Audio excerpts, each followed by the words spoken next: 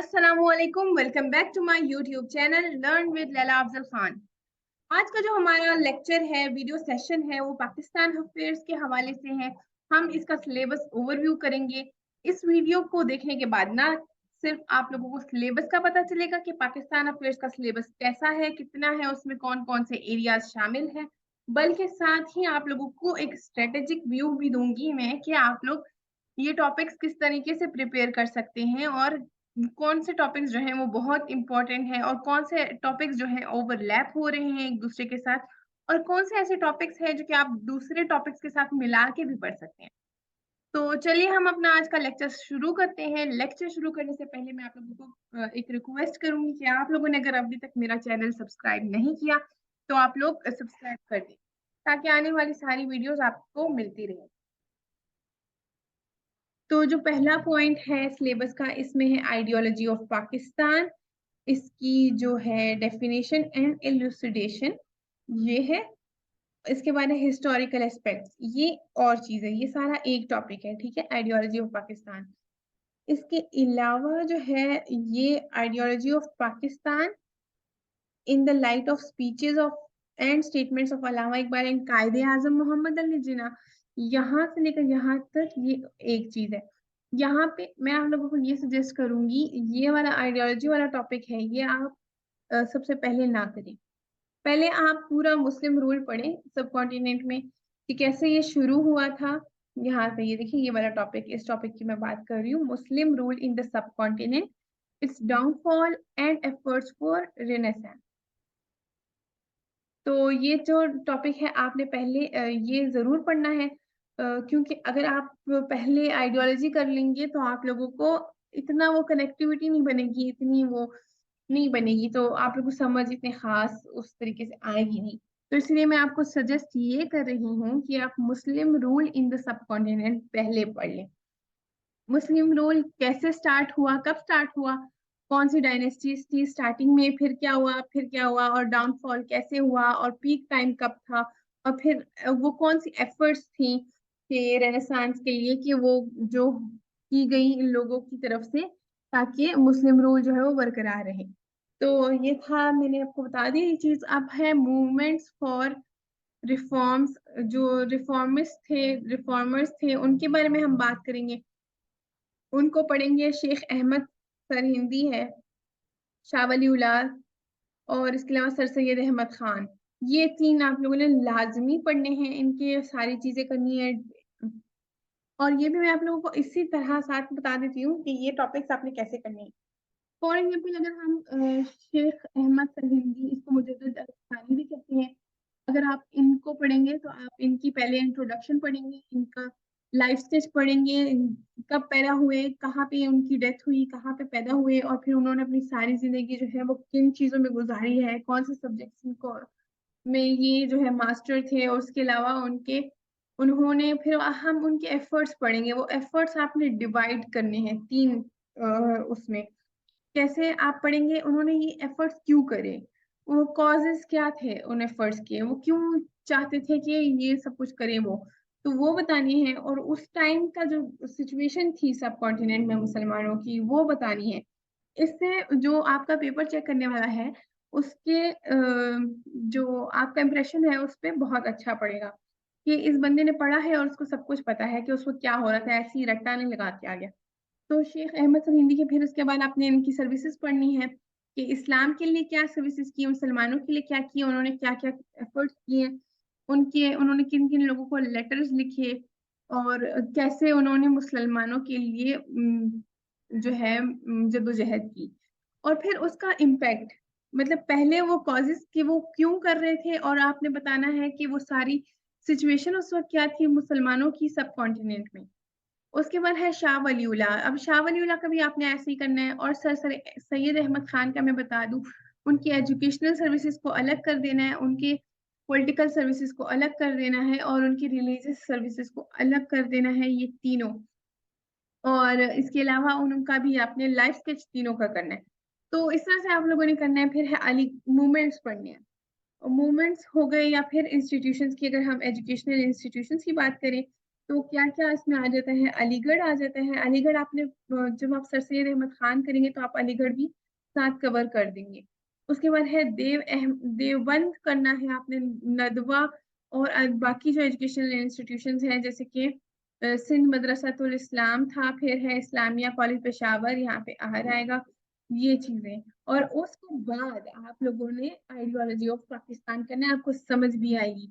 इसमें ही आप लोगों को पता चलेगा, जब आप मुसलमानों का ये रूल पढ़ेंगे, फिर उसका इनका जो डाउनफॉल पढ़ेंगे, डाउनफॉल पढ़ते ही आप लोगों को टू नेशन थ्योरी की समझ आएगी कि टू नेशन थ्योरी क्या है, और इसका ये कैसे जो है ये चीज बहुत ज्यादा इंक्रीज हुई, फिर कौन कौन से लोगों ने इसके बारे में जो कहा हुआ है।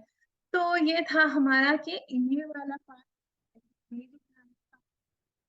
समझ गया। फिर हम लैंड एंड पीपल, अब मैं इस पर बात कर रही हूँ, land and people of Pakistan.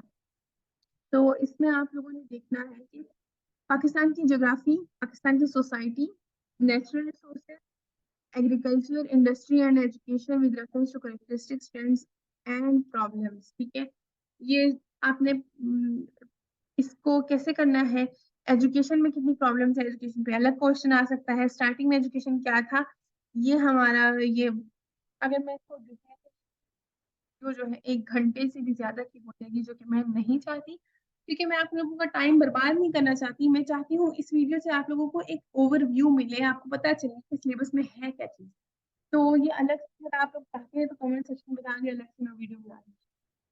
उसके बाद है नंबर 3 पॉइंट, जिसे Pakistan and changing regional apparatus. इसमें क्या है कि पाकिस्तान और उसका जो एक रीजन में एक जगह है, वो कैसे चेंज हो रही है और कैसे ये चेंज मजीद होती जा रही है, और पिछले कुछ सालों में कितनी तेजी से 90 डिग्री में टर्न किया है, कैसे, क्यों, सीपेक की वजह से। तो ये चीजें आपने देखनी है कि पाकिस्तान की अहमियत रीजन में या फिर वर्ल्ड में कितनी ज्यादा इंक्रीज हुई है, ये आप लोगों ने देखना है। अब हम करेंगे 4th पॉइंट। 4th पॉइंट क्या है, न्यूक्लियर प्रोग्राम्स ऑफ पाकिस्तान, उसकी safety and security, international concerns. ये भी अलग टॉपिक है, इस पे भी क्वेश्चन आ सकता है 20 मार्क्स का। उसके बाद है रीजनल कोऑपरेशंस, जो कि ऑर्गेनाइजेशंस हैं उनके बारे में पढ़ना है, और उसमें स्पेसिफिकली पाकिस्तान का रोल पढ़ना है। जैसे सार्क है, सार्क कब बनी, इसकी जो फैक्ट्स हैं आप पहले वो करेंगे। जितने भी ऑर्गेनाइजेशंस हैं उनके आपने पहले फैक्ट्स करने हैं, फिर उनके मकसद, वो किस मकसद के लिए वो ऑर्गेनाइजेशन बनी थी, सार्क क्यों बनी थी, ईसीओ क्यों बनी थी, एससीओ क्यों बनी थी, पाकिस्तान ने कब ज्वाइन किया, और फिर उसके बाद पाकिस्तान ने जब ज्वाइन किया है तो एससीओ के पर्सपेक्टिव से पाकिस्तान का क्या रोल है, और ये थ्रू एससीओ पाकिस्तान कैसे अपनी जो प्रॉब्लम्स है उनको सॉल्व कर सकता है, कॉन्फ्लिक्ट्स सॉल्व कर सकता है जो हमारे दूसरे ममालिक के साथ है, फॉर एग्जांपल इंडिया। तो ये चीज है। तो आप लोगों ने साथ साथ क्या करना है, अभी हम पास पेपर एनालिसिस भी करेंगे। तो जब आप पास पेपर एनालिसिस कर लेंगे तो आप लोगों को पता चल जाएगा कि आप लोगों ने जो सिलेबस के जो टॉपिक्स हैं ये कैसे प्रिपेयर करने हैं। जैसे मैं बताती चलूं, अगर मैंने अभी आपको एससीओ की मिसाल दी, आप लोगों ने रोल ऑफ पाकिस्तान पढ़ना है, आपने ये नहीं पढ़ा, रट्टा नहीं लगा लेना। हाँ, आप लोगों को ये चीजें एमसीक्यूज के लिए पता होनी चाहिए कि एससीओ कब बना, पाकिस्तान ने कब ज्वाइन किया, इसके कितने मेंबर्स हैं, और वगैरह वगैरह जो इसकी चीजें हैं। लेकिन साथ ही आप लोगों ने एनालिटिकल इसको करना है, इस पर्सपेक्टिव से करना है कि क्वेश्चन जैसे भी घुमा फिरा के आ जाए, आप लोगों को इसका आंसर पता हो। अब है civil military relations in Pakistan, फिर है इकोनॉमिक चैलेंजेस इन पाकिस्तान। ये सारे क्वेश्चन बहुत टॉपिक बहुत इंपॉर्टेंट है, क्योंकि इसमें क्वेश्चन आता है 20 मार्क्स का, तो आप लोगों ने प्रिपेयर अच्छे से करना। Non traditional security threats in Pakistan, उसमें role of non state actors पढ़ना है, Pakistan role in the region, overlapping है। जैसे हमने पाकिस्तान का चेंजिंग, वो हमने देखा था जो लास्ट स्लाइड पे जो टॉपिक था, मैं वापस पिछली स्लाइड पे जाती हूँ। ये Pakistan and changing regional apparatus, ये, और ये Pakistan role in the region, ये समहाउ ओवरलैप कर रहा है टॉपिक। तो आप जब एक टॉपिक प्रिपेयर करेंगे तो आप वो चीजें, जब आप सिलेबस ओवरव्यू कर लेंगे, आपको पता चल जाएगा कि कौन से ऐसे टॉपिक्स हैं जो आपने मिला के पढ़ने हैं, ताकि आपका टाइम बच जाए, इसे कहते हैं smart study. Number 10th topic है पैलेस्टाइन इशू। अच्छा, ये जो अगला हमारा है नंबर 11, जो हमारा टॉपिक है changing security dynamics for Pakistan, challenges to national security of Pakistan. ये बहुत इंपॉर्टेंट है, और अगर आप लोगों ने सब्जेक्ट आईआर रखा हुआ है तो उसकी लिहाज से भी ये इंपॉर्टेंट है, क्योंकि ये दोनों सब्जेक्ट्स में आता है। इसके अलावा यही टॉपिक करंट अफेयर्स का भी है, तो ये टॉपिक आप लोगों ने किसी हाल में नहीं छोड़ना, और आप लोगों ने लाजमी इसको बहुत अच्छे से with different facts and figures तैयार करके रखना है। उसके बाद है पॉलिटिकल एवोल्यूशन सिंस 1971। 1971 के बाद जो पॉलिटिकल सिचुएशन है पाकिस्तान की, वो प्रिपेयर करनी है। Pakistan and US war on terror, Pakistan with US कैसे वो वॉर ऑन टेरर पे रही। अब क्वेश्चन इस टॉपिक पे कैसे आएगा, पोस्ट वॉर ऑन टेरर आएगा, क्योंकि वॉर ऑन टेरर खत्म हो गई है। Foreign policy of Pakistan post 9/11, ये जो फॉरेन पॉलिसी ऑफ पाकिस्तान है पोस्ट 9/11, यही foreign policy post war on terror भी आ सकती है। उसके बाद है evolution of democratic system in Pakistan.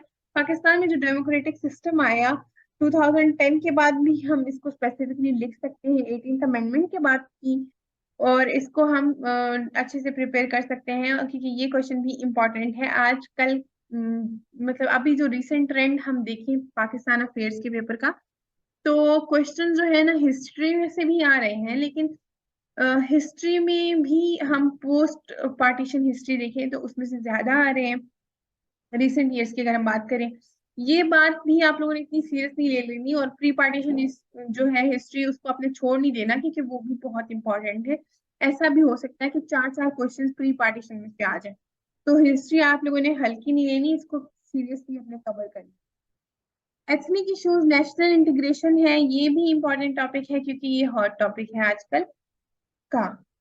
फिर है हाइड्रो पॉलिटिक्स, वाटर से रिलेटेड जो इश्यूज है डोमेस्टिक प्लस रीजनल कॉन्टेक्स्ट में, प्लस आप इसको प्रोविंशियल कॉन्टेक्स्ट में देख सकते हैं। इसके अलावा इंडिया के साथ हम इसको देख सकते हैं, बल्कि अफगानिस्तान के साथ भी 2019 में इस पे क्वेश्चन आ गया। उसके बाद पाकिस्तान की जो नेशनल इंटरेस्ट है, ये टॉपिक अगेन ये आईआर का भी है, पाकिस्तान अफेयर्स का भी है। Challenges to sovereignty, Pakistan energy problems and their affects. उसके बाद है Pakistan relations with neighbours excluding India. पहले पाकिस्तान और के उसके रिलेशंस के साथ हमने देखने हैं, उसके नेबर्स के साथ उसके रिलेशंस, और उसके बाद हमने नीचे वाला जो टॉपिक है पाकिस्तान एंड इंडिया के रिलेशन सिंस 1947। तो पाकिस्तान और इंडिया के रिलेशंस आफ्टर 1947 कैसे रहे हैं, ऑब्वियसली अच्छे नहीं रहे हैं। तो कब हम जंग में गए उनके साथ, तो सारी वॉर्स विद इंडिया हमने डिटेल में करनी है, हम कौन कौन सी जंगें हमने लड़ी हैं इंडिया के साथ, हमारे उनके साथ और कौन से कॉन्फ्लिक्ट्स चल रहे हैं। ये हम in context of Kashmir issue भी कर सकते हैं, यानी कि करना है। और इसके अलावा वो वाटर इश्यूज हमारे इनके साथ चल रहे हैं, हमारे और डिफरेंट इश्यूज चल रहे हैं, कॉन्फ्लिक्ट्स है, वो सारे पाकिस्तान एंड इंडिया के रिलेशंस के अंदर आ जाएंगे। फिर हमने कश्मीर इशू को अलग से भी करना है, इसका ओरिजिन, ये कैसे क्वेश्चन, ये इशू कैसे बना, और ये अभी तक सॉल्व क्यों नहीं हुआ, और इसको सॉल्व करने के लिए कौन से स्टेप्स करने चाहिए, और how to solve Kashmir issue. आप लोगों ने अपने ओपिनियन को लाजमी करना है, आपका अपना ओपिनियन होना चाहिए इस टॉपिक पे, कि जो आपको लगता है कि इस तरह से हम इस इशू को सॉल्व कर सकते हैं। फिर हमारा टॉपिक है the war in Afghanistan since 1979 and its impact on and challenges to Pakistan in the post 2014 era. अब हम वॉर इन अफगानिस्तान को देखेंगे कि हमने ये किस कॉन्टेक्स्ट में करना है। वो वॉर जब कोल्ड वॉर के दौरान शुरू हुई अफगानिस्तान में, वहां से लेके ये जब 9/11 हुआ, वो सारे सारी चीज इसमें आ जाएंगी कि जब से Afghanistan in the state of war में है तब से, और उसका इम्पैक्ट पाकिस्तान पे क्या है इन इन वॉर्स का। एज ये हमारा इमीडिएट नेबर है अफगानिस्तान, तो उसका ऑब्वियसली हमारे ऊपर इम्पैक्ट बहुत ज्यादा है। उसके बाद अब हमारे पास है कि प्रॉक्सी वॉर्स, और इन वॉर्स में रोल ऑफ एक्सटर्नल एलिमेंट्स।